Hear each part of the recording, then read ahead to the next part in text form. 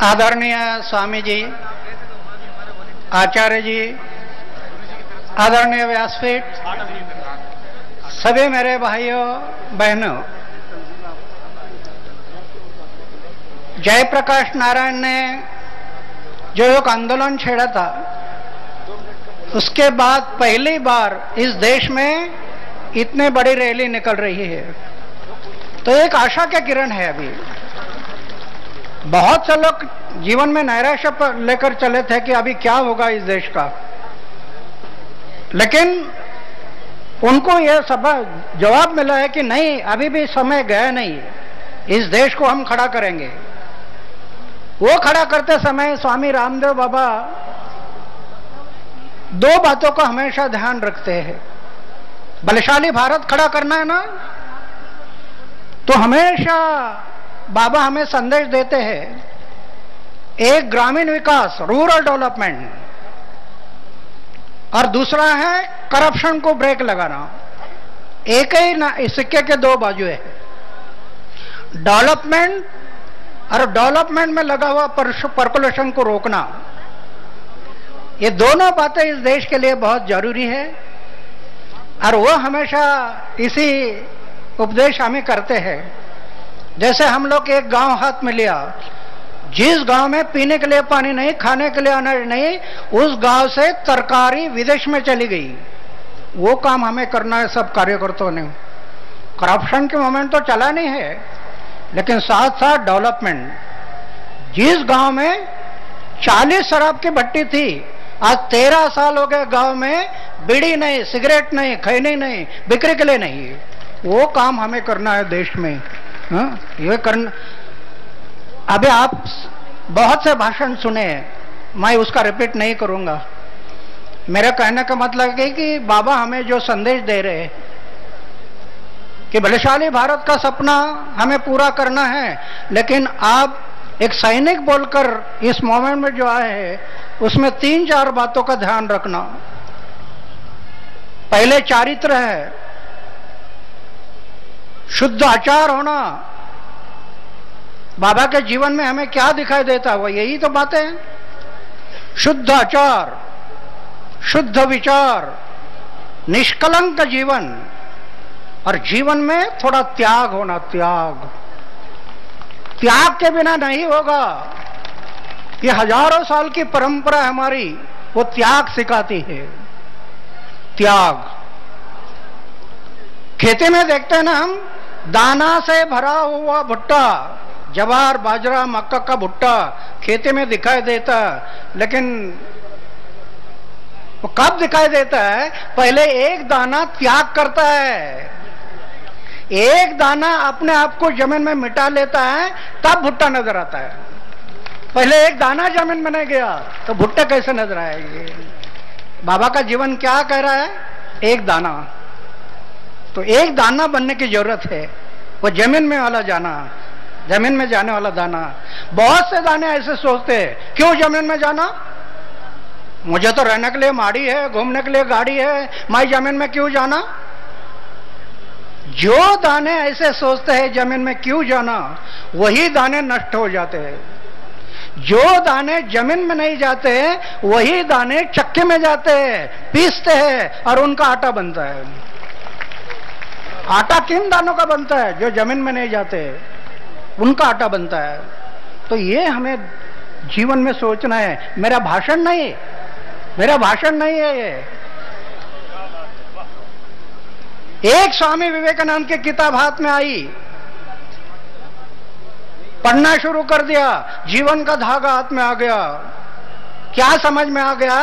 हर एक इंसान के लिए जीवन मिला, सेवा के लिए मिला। सेवा, सेवा में है मानव सेवा, जन सेवा। ये भगवान की पूजा है। ये भगवान का, स्वामी विवेकानंद से प्रेरणा मिली। 26 साल की उम्र में मैं तय किया, आगे का जीवन सेवा के लिए अर्पण। खतरा लगने लगा, शादी कर लो तो चूल्हा जलाने में समय बीत जाएगा, तो इसलिए सोचा शादी नहीं करना। मेरे जीवन का हर क्षण देश की सेवा में लगे, समाज की सेवा में लगे। आज 73 साल की उम्र हो गई, वही विचार मेरे कायम है। मैं क्या अनुभव कर रहा हूं आज? करोड़ों रुपए की योजना अपनाई, करोड़ी, जैसे बाबा पर आरोप लगाते ना कई लोग, तो बाबा ने जवाब दिया, करोड़ों रुपए की योजना अपनाई, जीवन में कुछ नहीं है। मैं भी अपने जीवन में करोड़ों रुपए की योजना अपनाई, कहीं पर बैंक बैलेंस नहीं, कहीं पर भी बैंक बैलेंस नहीं।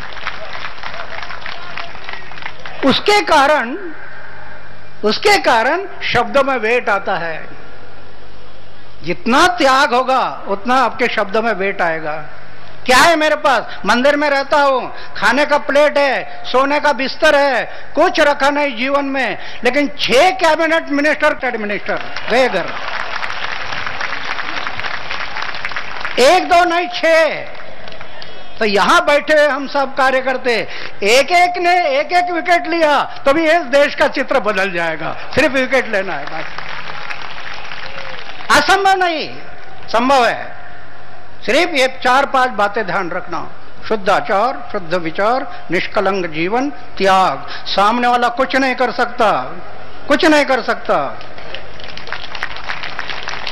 इन बातों को हम ध्यान देना है। अरे जीवन में आप लखपति बनो ना करोड़पति बनो, ऐसा कोई चित्र, ऐसा कोई आपने सुना है कि हमारे देश में एक करोड़पति था, उसकी लोग जयंती मना रहे हैं? कभी सुना करोड़पति लखपति की जयंती? अरे लखपति और करोड़पति की जयंती किसी ने नहीं मनाई। झोपड़ी में रहने वाले की जयंती मनाते हैं लोग, पुण्यतिथि मनाते हैं। क्या कहता है इतिहास? अरे जीवन में आप लखपति बनो ना करोड़पति बनो, सिर्फ खुद के लिए जिंदे रहते हैं वो लोग हमेशा मरते हैं। सिर्फ खुद के लिए जिंदे हैं ना, हमेशा के लिए मरते हैं। जो औरों के लिए मरते हैं, देश के लिए मरते हैं, वो लोग जिंदे हैं। ये इतिहास है हमारा। तो ये हमें सोचना है, जिंदा रहना या मरना है। ये मेरा भाषण नहीं है, ये मेरा भाषण नहीं है, मैं जी रहा हूं।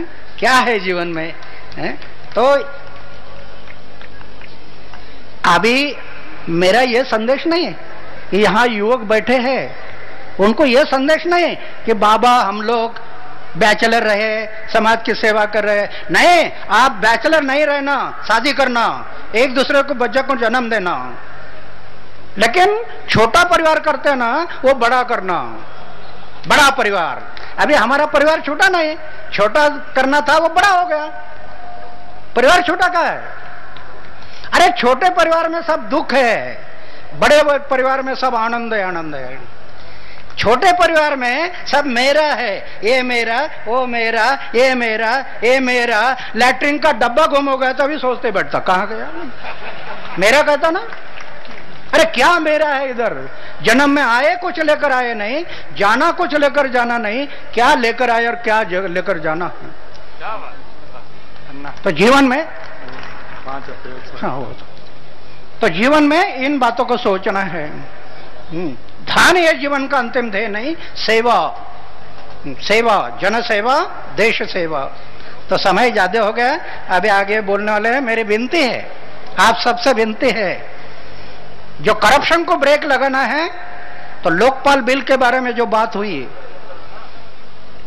अभी गवर्नमेंट ने, सरकार ने एक लोकपाल बिल बनाया, पूरा गोलमाल करके बनाया, उससे करप्शन को ब्रेक नहीं लगेगा।